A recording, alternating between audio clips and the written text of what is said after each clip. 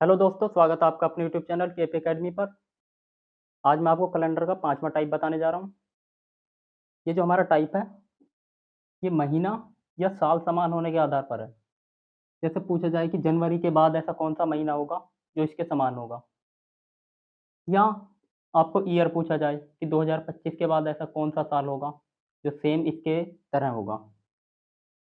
तो इसका देखो पहला क्वेश्चन है कि जनवरी के बाद ऐसा कौन-सा महीना होगा जो सेम होगा? जनवरी के बाद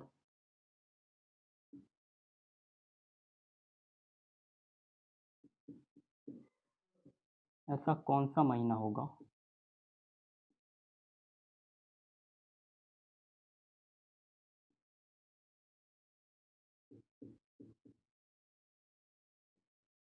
जो समान होगा?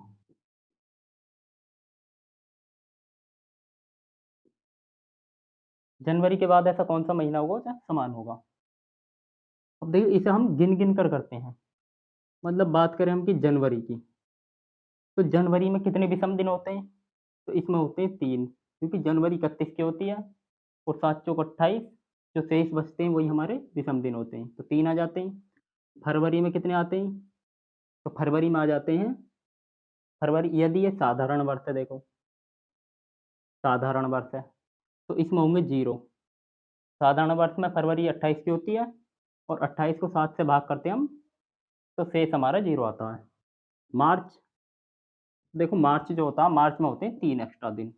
अप्रैल, अप्रैल में होते हैं 2।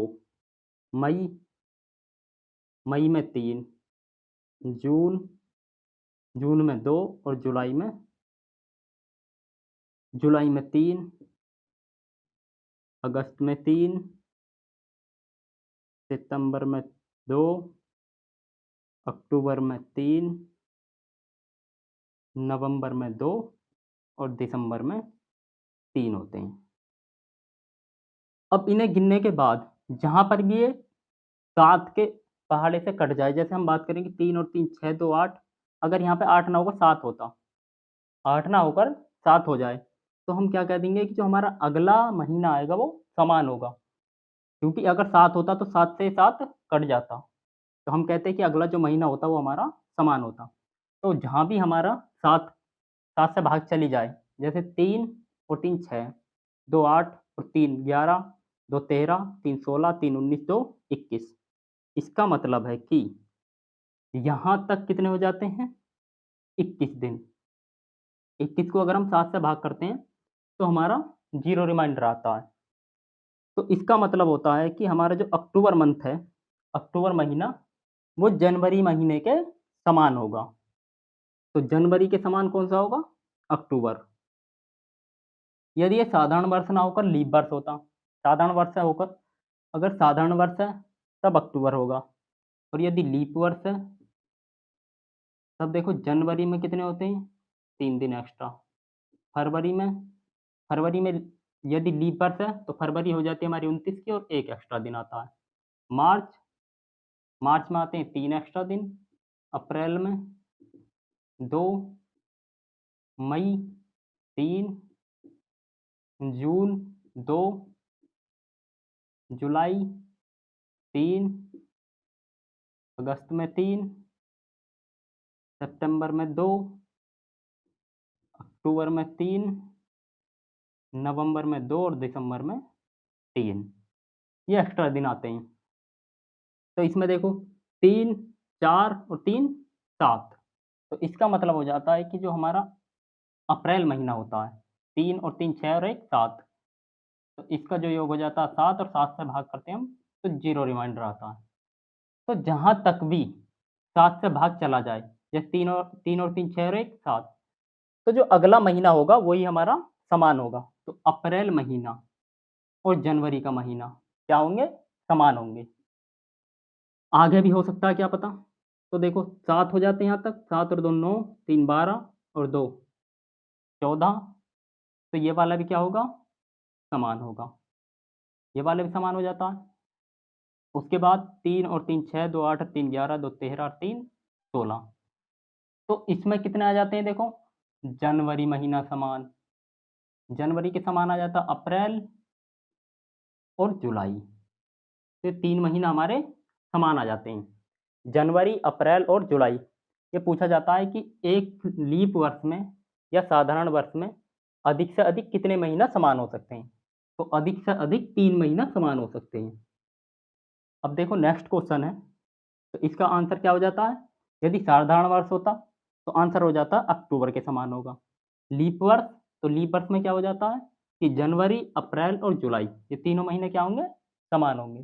तो इसमें पूछा था कि जनवरी के बाद ऐसा कौन सा महीना होगा जो समान होगा? तो जनवरी के बाद कौन सा आ जाता? साधारण वर्ष में आ जाता अक्टूबर और लीप वर्ष में आ जाता है अप्रैल, जुलाई। अब देखो नेक्स्ट क्वेश्चन है। नेक्स्ट क्वेश्चन में दिया है कि एक वर्ष में अधिकतम कितने महीने समान हो सकते हैं? तो एक वर्ष में अधिकतम कितने महीने समान हो सकते हैं? देखो, एक वर्ष में अधिकतम 3 महीने समान हो सकते हैं। यदि लीप वर्ष है तो 3 महीने समान होंगे। कौन-कौन से? जनवरी, अप्रैल, जुलाई। जनवरी, अप्रैल, जुलाई। और देखो, यदि साधारण वर्ष है, तो साधारण वर्ष में कौन से होते हैं? तो साधारण वर्ष में हो जाते हैं, देखो, अगर मैं फरवरी से गिनूँ, फरवरी और मार्च, क्योंकि यहाँ से अगर हम दिन गिनते हैं तो इसमें 0 एक्स्ट्रा दिन, तो 0 को हम 7 से भाग करते हैं तो रिमाइंडर आता है 0। इसका मतलब फरवरी और मार्च भी कैसे हो जाते हैं? समान महीने। उसके बाद 3 और 2 5 और 3 8, 2 10, 3 13, 3 16 और 2 18, 3 21। उसके बाद आ जाता है हमारा ये वाला महीना समान। मतलब एक तो फरवरी आ जाता है, साधारण वर्ष में आ जाता है फरवरी, फरवरी, उसके बाद आ जाता है आपका मार्च, उसके बाद नवंबर।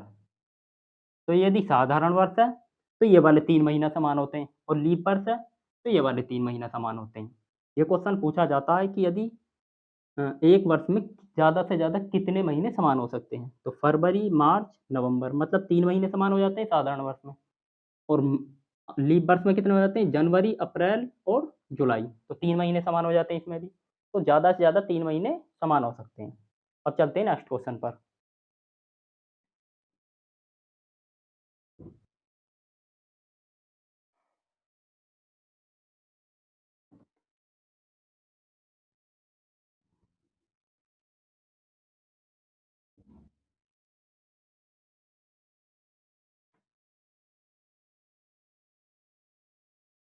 देखिए नेक्स्ट क्वेश्चन हमारा तीसरा क्वेश्चन। इसमें दिया है कि 2005 के बाद कौन-सा वर्ष होगा जिसका पूरा कैलेंडर समान होगा? 2005 के बाद। तो 2005 के बाद ऐसा कौन-सा वर्ष होगा जो इसके समान होगा? तो इसकी देखो टेबल होती है एक, टेबल होती है वर्ष समान होने की।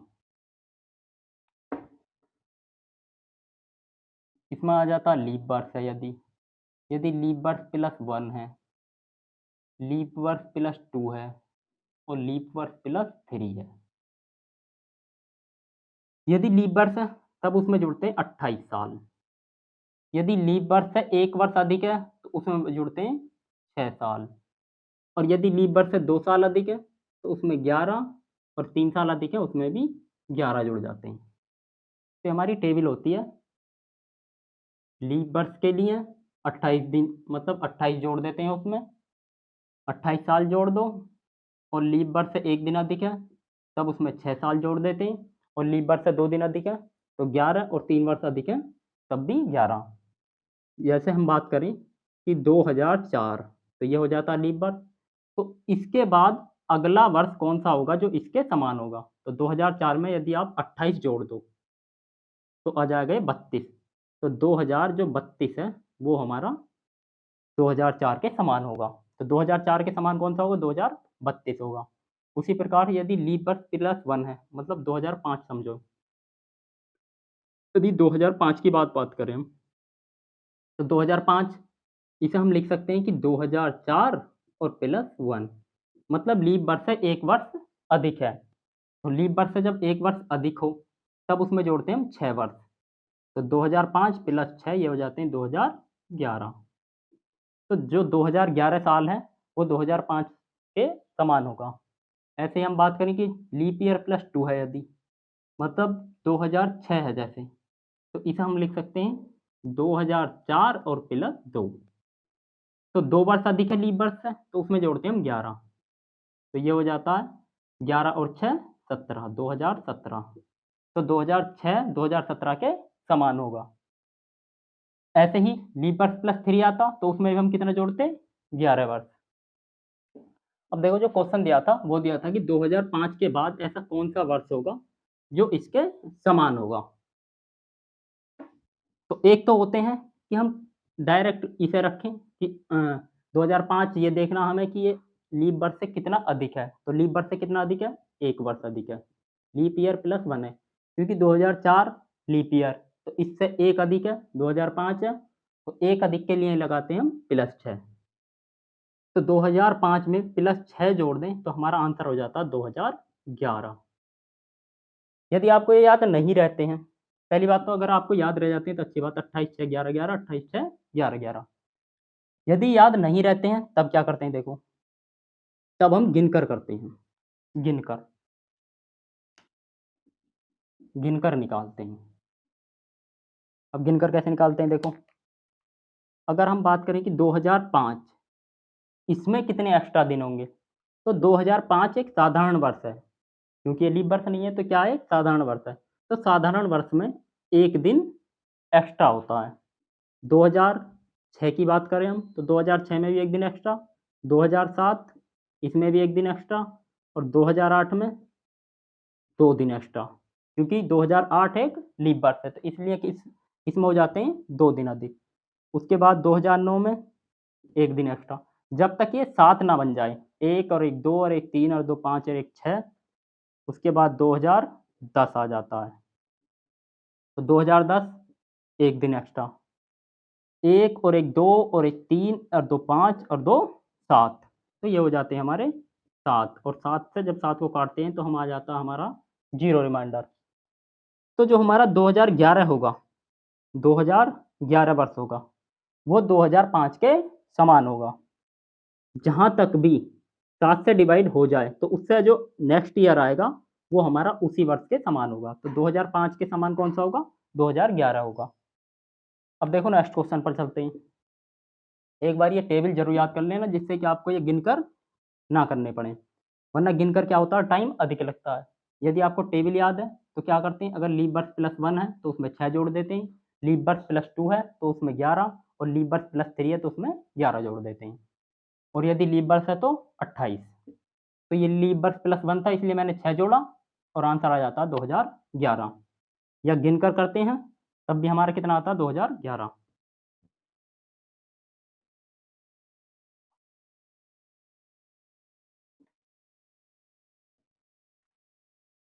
अब देखो नेक्स्ट क्वेश्चन है, चौथा क्वेश्चन।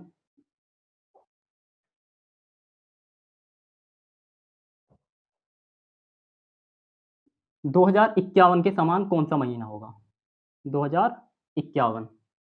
तो 2051 देखो कैसा ईयर है ये, 2048 जो होगा, 2048 ये एक लीप वर्ष होगा, और लीप वर्ष में कितने दिन जुड़े हुए हैं, तो 3 दिन, तो 48 प्लस 3 हो जाते हैं 51।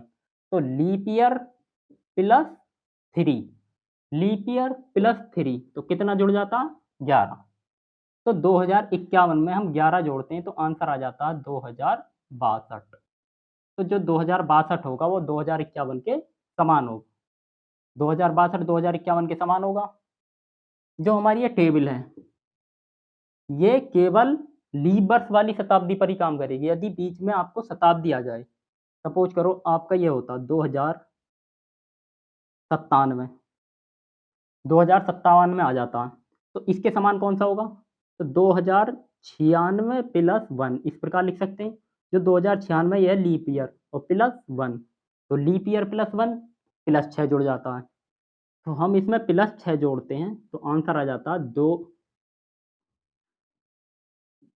2100, 2097 मतलब 2100, 7 और 6 13, 2103, तो ये हो जाता है 2103। लेकिन हम बात करें कि जो हमारी 21वीं शताब्दी है, 2100, ये लीप वर्ष वाली शताब्दी नहीं है, 2100 लीप वर्ष वाली शताब्दी नहीं है, क्योंकि ये 4 से डिवाइड नहीं होती। तो यदि लीप वर्ष वाली शताब्दी नहीं है, तब ये वाली जो हमारी टेबल है वो काम नहीं करने की, केवल लीप वर्ष वाली शताब्दी पर ही काम करेगी, केवल लीप वर्ष वाली शताब्दी पर काम करेगी। तो ये केवल लीप वर्ष वाली शताब्दी पर ही काम करती है। यदि लीप वर्ष वाली शताब्दी नहीं आती, तब हमें गिनना ही पड़ता है। जैसे 2097 2097 क्या लीप ईयर प्लस 1 है, तो इस लीप ईयर प्लस 1 के लिए क्या होता है, 6 जोड़ देते हैं। तो हमने 6 जोड़ा, इसमें आंसर आता है 2103, मतलब 2103 हमारा आंसर हो जाता है। लेकिन ये वाला आंसर नहीं होने का, क्योंकि जो हमारी 2100 शताब्दी है, 2100 शताब्दी वो लीप वर्ष वाली शताब्दी नहीं है। तो इसे हम क्या करते हैं, फिर गिनकर काउंट करना होता है, गिनकर काउंट करना पड़ता है। तो 2097, अब देखो गिनकर काउंट कैसे करते हैं, 2097, तो ये एक साधारण वर्ष है, इसलिए इसमें एक एक्स्ट्रा दिन होगा। उसके बाद 2098, ये भी एक क्या है, साधारण वर्ष है, इसलिए इसमें भी एक एक्स्ट्रा दिन। 2099, इसमें भी एक एक्स्ट्रा दिन। उसके बाद 2100, इसमें कितने एक्स्ट्रा दिन होंगे, तो ये भी हमारी एक साधारण वर्ष वाली शताब्दी है, तो इसमें भी हमारा एक दिन एक्स्ट्रा होगा। यदि यहाँ पर साधारण वर्ष वाली शताब्दी ना होकर लीप वर्ष वाली शताब्दी होती, तब हमारी जो ये टेबल है वो सही होती। अब 2100 के बाद आया था 2101। 2101 क्या है, साधारण वर्ष। 2102 साधारण वर्ष, एक और एक 2 और एक 3 और एक 4 5 6। 2103, 2103 क्या है, एक साधारण वर्ष है, तो 3 और 3 6 और एक 7। तो इसका मतलब हो जाता है कि हमारा जो 2104 आता है वो इसके समान होगा, 2104 2197 के समान होगा। लेकिन ये देखो, ये एक जो 2104 है ये लीप वर्ष है, जबकि ये लीप वर्ष नहीं है, तो इसलिए ये भी हमारा आंसर नहीं होगा। तो अभी और आगे चलते हैं। 2104 में 2 एक्स्ट्रा दिन, 2105 में एक एक्स्ट्रा दिन, 2106 में एक एक्स्ट्रा दिन।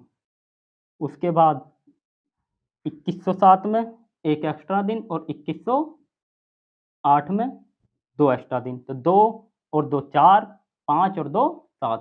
तो अगला वर्ष जो आएगा अब 2000, वो 2109। तो 2109 और 2097 में क्या होंगे, समान वर्ष होंगे। तो 2097 और 2109 समान वर्ष होंगे। तो ये गिनकर काउंट करने पड़ते हैं, यदि हमारी जो शताब्दी है वो लीप वर्ष वाली शताब्दी नहीं है।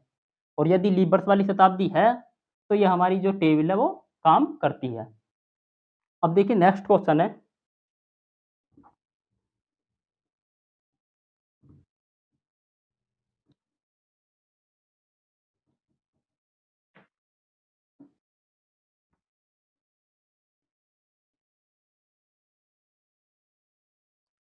नेक्स्ट क्वेश्चन हमारा 5वां क्वेश्चन।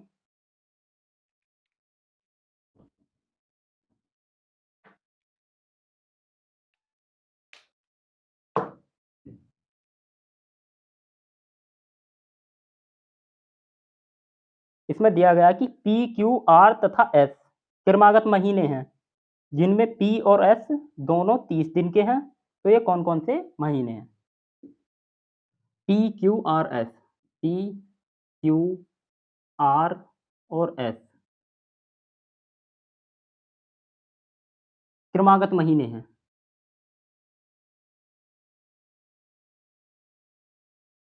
क्रमागत महीने हैं, जिनमें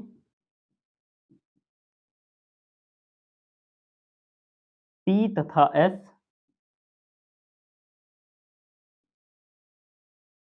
30 दिन के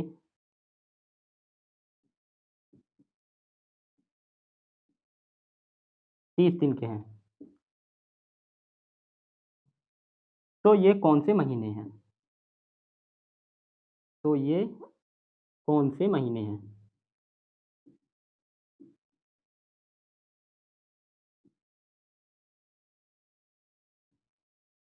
PQRS क्रमागत महीने हैं, और जो P और S हैं ये और ये दोनों कितने कितने दिन के हैं? 30-30 दिन के। ये भी 30 के और ये भी 30 का। तो दोनों हमारे P और S 30-30 दिन के हैं। तो बताने कि ऐसे कौन से महीने पड़ते हैं। अब देखो आपको पता हो कि जो हमारा जुलाई होता है, जुलाई और अगस्त, ये दोनों महीना होते हैं 31 के। ये भी 31 का, ये भी 31 का। इससे पहले क्या पड़ता है? जून। तो जून आता है 30 का। अगस्त के बाद क्या पड़ता है? सितंबर। और ये आता है हमारा 30 का। तो इसमें कहा गया था कि जो हमारे P, Q, R और S, इनमें P और S दोनों 30-30 दिन के हैं। ये भी 30 का और ये भी 30 का। तो ऐसे कौन से महीने हैं? तो देखो जून और सितंबर। तो जून और सितंबर जो हमारे वो 30-30 दिन के होते हैं। तो यही पूछा गया था कि ये कौन से महीने हैं। तो जून और सितंबर। तो जून और सितंबर 30-30 दिन के होते हैं दोनों क्रमागत। और जुलाई और अगस्त 31-31 दिन के होते हैं। अब चलते हैं नेक्स्ट क्वेश्चन पर। देखो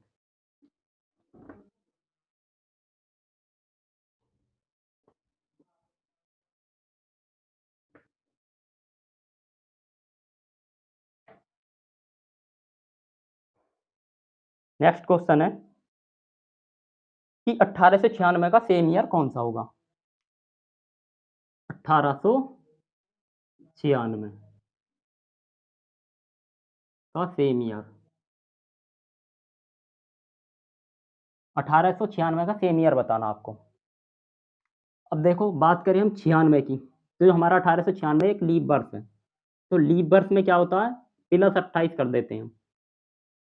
लीप वर्ष में +28 करते हैं।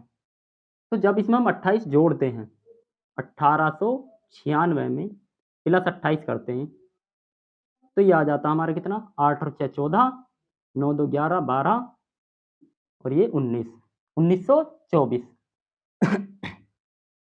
अब जो 1900वीं शताब्दी पड़ी होगी, इसमें एक वर्ष पड़ा होगा 1900। तो 1900 से जो हमारी शताब्दी है, ये एक साधारण वर्ष की शताब्दी है, ना कि लीप वर्ष की। तो जो हमारी ये टेबल है केवल लीप वर्ष वाली पर, जो हमारी लीप वर्ष वाली शताब्दी होती है उसी पर ही काम करती है, साधारण वर्ष की शताब्दी पर काम नहीं करती। तो इसलिए ये हमें क्या करना पड़ेगा? गिनकर ही सोल्व करना पड़ेगा। तो इसे आप देखो गिनकर सोल्व करते हैं। 1896,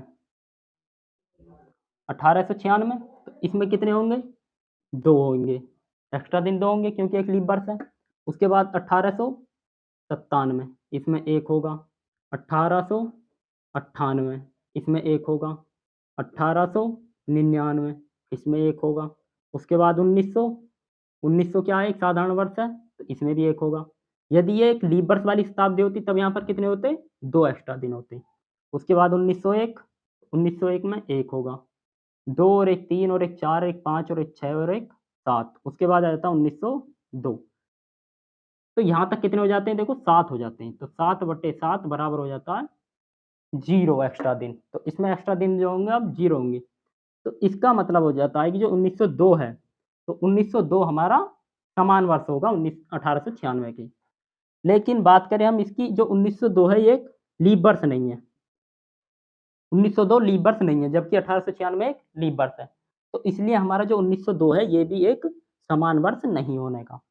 तो अब चलते हैं और आगे।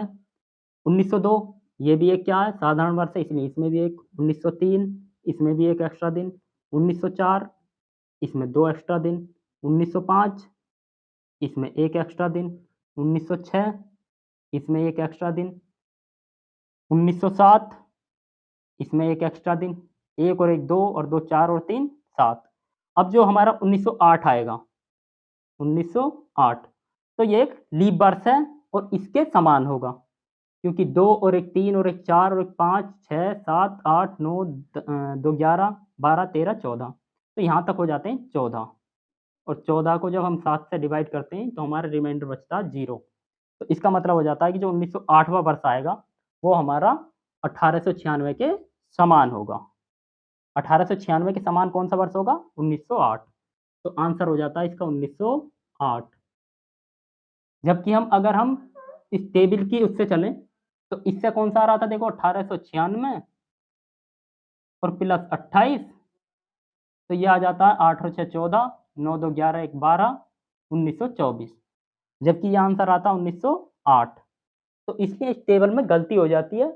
तो केवल ये वाली जो टेबल है हमारी वो लीप वर्ष वाली शताब्दी पर ही काम करेगी। मतलब यदि बीच में कहीं भी शताब्दी पड़ती है तो आपको ध्यान रखना, यदि लीप वर्ष वाली है तब तो ये काम करेगी, वरना नहीं करती है काम। अब चलते हैं नेक्स्ट क्वेश्चन पर।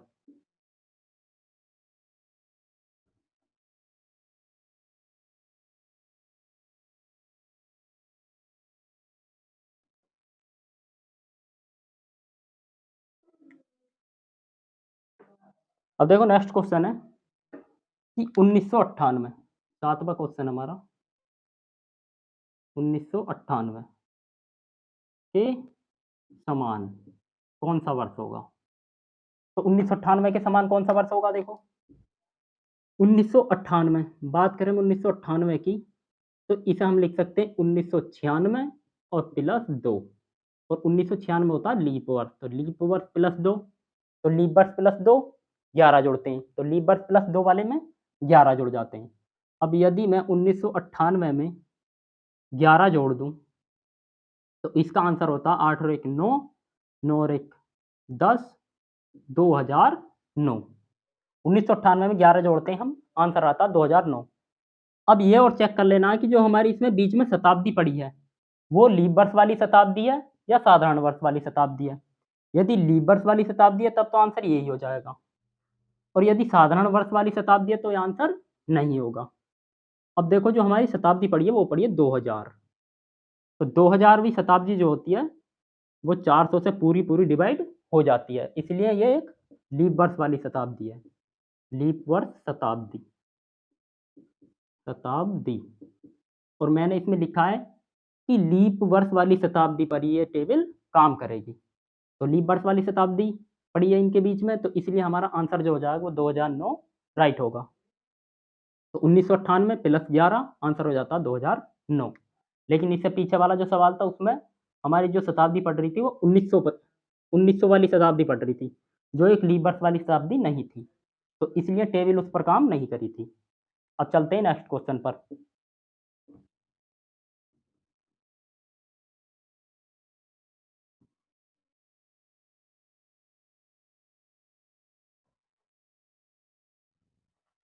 अब देखो नेक्स्ट क्वेश्चन है,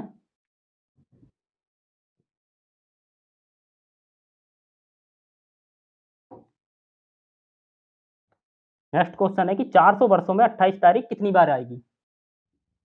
आठवां क्वेश्चन,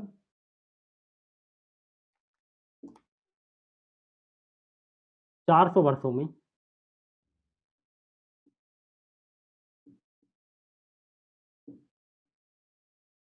28 तारीख कितनी बार आएगी?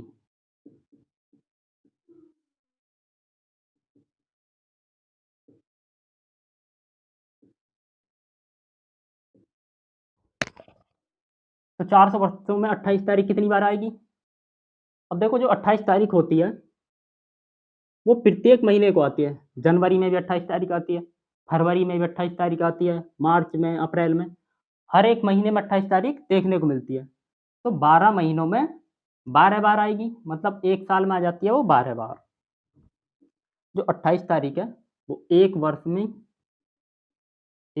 में 28 तारीख 12 बार। अब बात करें 400 वर्षों में कितनी बार आएगी, देखो 400 वर्षों में 28 तारीख, तो ये हो जाती है एक वर्ष में 12 बार, 400 वर्षों में 400 गुणा 12, तो 12 चौक 48, 4800 बार।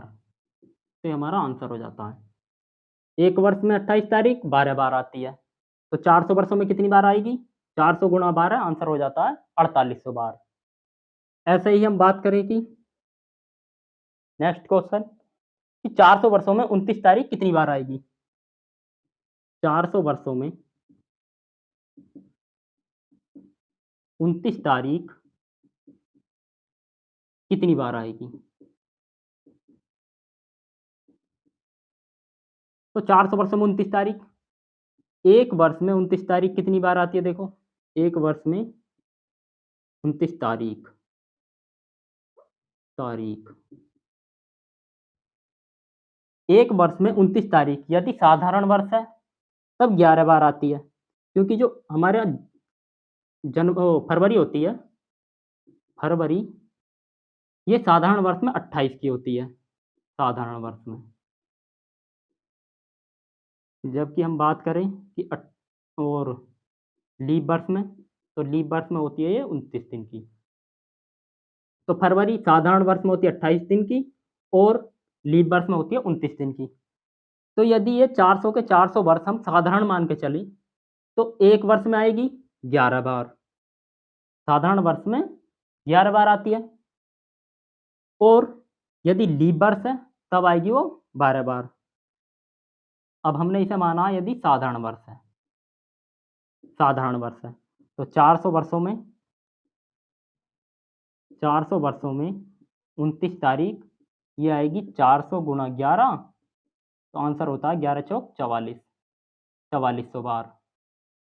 लेकिन 400 वर्षों में लीप वर्ष भी तो पढ़ते हैं, तो लीप वर्ष कितने पढ़ते हैं मैंने आपको बताए थे, लीप वर्ष सबसे पहले वाली क्लास में निकालने बताए थे कि 100 वर्षों में जो लीप वर्ष होते हैं वो होते हैं 24, 200 वर्षों में 24 दूनी 48, 300 वर्षों में 300 वर्षों में होते हैं 24 तिया 72, और 400 वर्षों में होते हैं 24 चौक 96।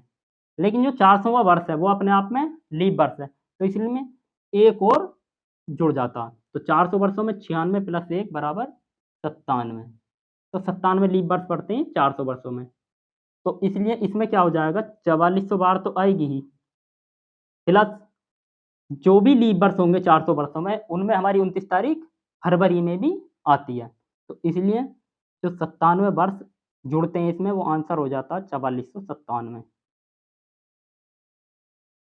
तो 400 वर्षों में 29 तारीख कितनी बार आएगी 4497 बार, 4497 बार। अब चलते हैं नेक्स्ट क्वेश्चन पर।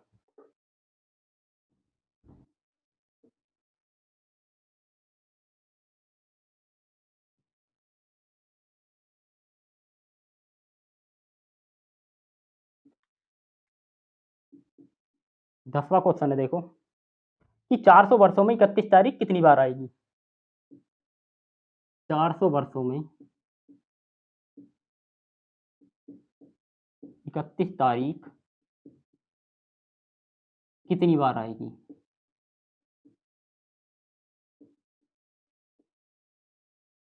400 वर्षों में 31 तारीख कितनी बार आएगी।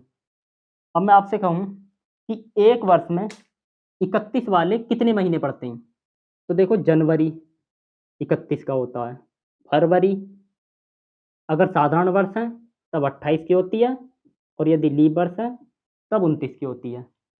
मार्च तो मार्च 31, अप्रैल अप्रैल 30, मई मई 31, जून जून 30, जुलाई 31, अगस्त 31, सितंबर 30, अक्टूबर 31, नवंबर 30 और दिसंबर 31। तो कितने महीने होते हैं जो 31 के होते हैं, 1 2 3 4 5 6 7, तो 7 महीने ऐसे होते हैं जिनमें हमारी 31 तारीख आती है। तो एक वर्ष में 31 तारीख कितनी बार आती है, एक वर्ष में 31 तारीख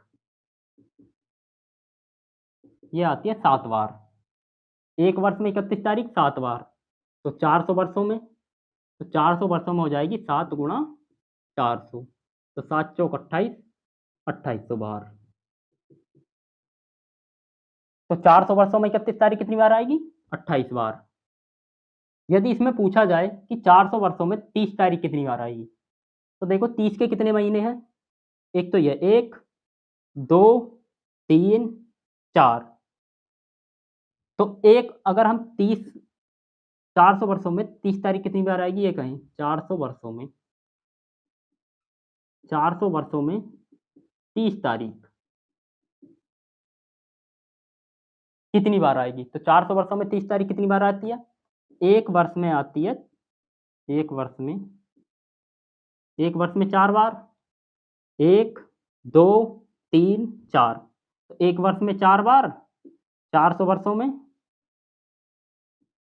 तो 400 वर्षों में हो जाएगी 4 और गुणा 400, 4 चौक 1600।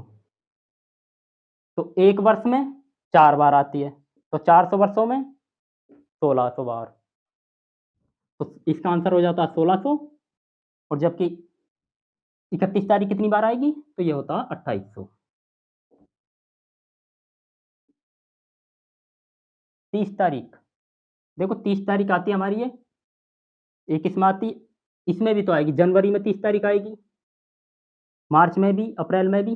जो 30 तारीख आती है देखो 11 बार, 30 तारीख आएगी, इसमें भी तो 30 तारीख होगी, इसमें भी 30 तारीख, इसमें है ही, इसमें भी 30, इसमें भी, इसमें भी, इसमें भी, इसमें भी। तो 11 ऐसे महीने जिसमें जो 30 तारीख होती है वो आती है। तो 11 महीनों में 11, एक वर्ष में 11 बार, तो 400 वर्षों में 11 गुणा 4, 11 चक 4400 बार। तो इसका आंसर होता है 4400। ऊपर वाले का आंसर था 2800 बार, इसमें 4400 बार। तो 400 वर्षों में 31 तारीख 2800 बार, और 400 वर्षों में 30 तारीख 4400 बार। तो आज के लिए इतना ही, बाकी हम नेक्स्ट क्लास में करेंगे।